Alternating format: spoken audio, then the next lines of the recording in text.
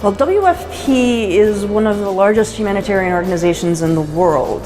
We're fighting hunger in more than 80 countries, and on an average year, we're reaching more than 80 million people with food and nutrition assistance, including food supplies, cash assistance, working on longer-term development projects and infrastructure projects to help communities build a more food-secure future for themselves.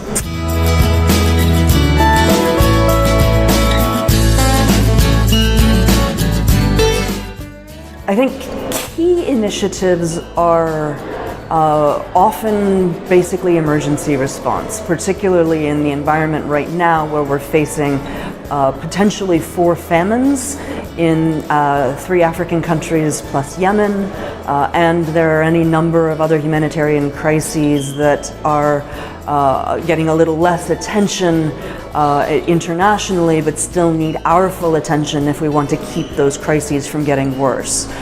So it's really an extraordinarily demanding time for the humanitarian sector, and so on the relief side, our priority is trying to turn the tide of those crises to keep famine from happening in the countries where it's a risk, and to keep other crises from getting worse.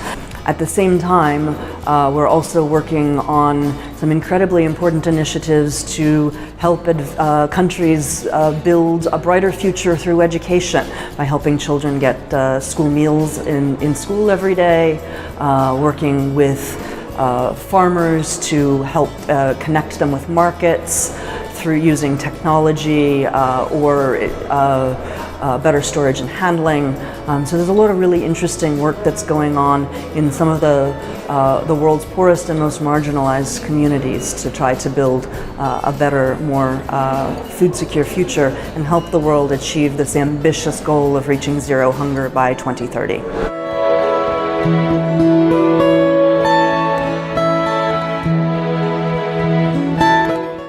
Well, this afternoon I'll be talking about partnerships and why partnerships are important in reaching development goals. And I think that the answer to that question is that it's not possible to reach them without partnering with each other.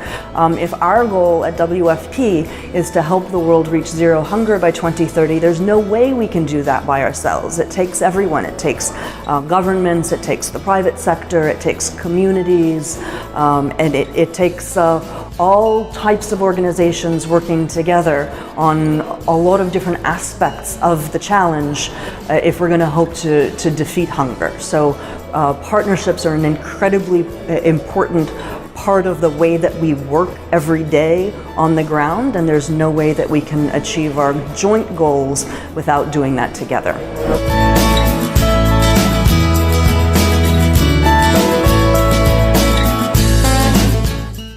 There are any number of ways where organizations can work more effectively together.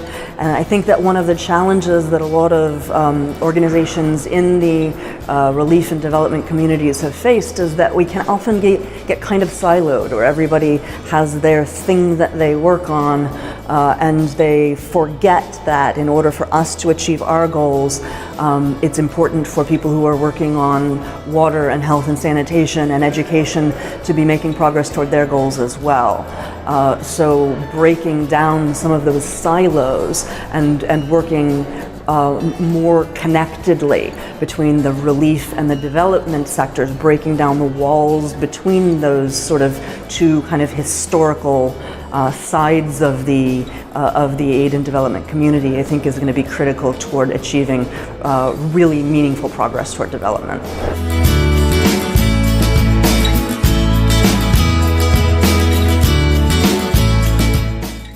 Well, technology is giving us some incredible new tools and incredible opportunities to address problems that have been plaguing the world for a long time.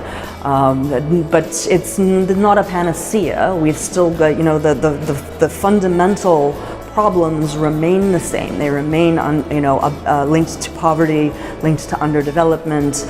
Technology can provide us with better tools, with better information to help us meet those goals, and it can help us communicate with the people that we're we're serving, that we're working with better. But it's not necessarily going to be an answer in and of itself. I think that we have to be really clear.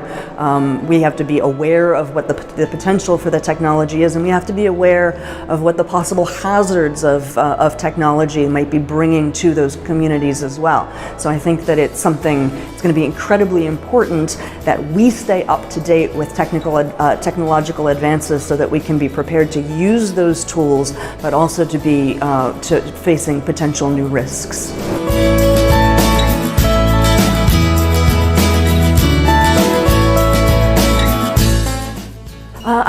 I'm looking forward to being able to have an interesting discussion with people on an important topic, to be able to meet people who have a lot of different types of experiences in different sectors. And something that I think that it's valuable about this kind of event is that it brings people from a lot of different backgrounds together and helps us kind of like break down those silos and start getting a slightly different perspective on a problem, or thinking about things we might not have thought about before. So I'm looking forward to having that kind of exchange.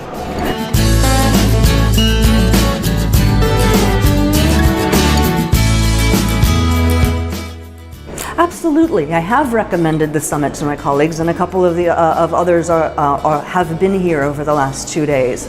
And I would recommend any opportunity that people have to come together and to build on each other's, to learn from each other's experiences, and to share lessons. So I'm really glad to be here, and I would recommend a summit like this to my colleagues.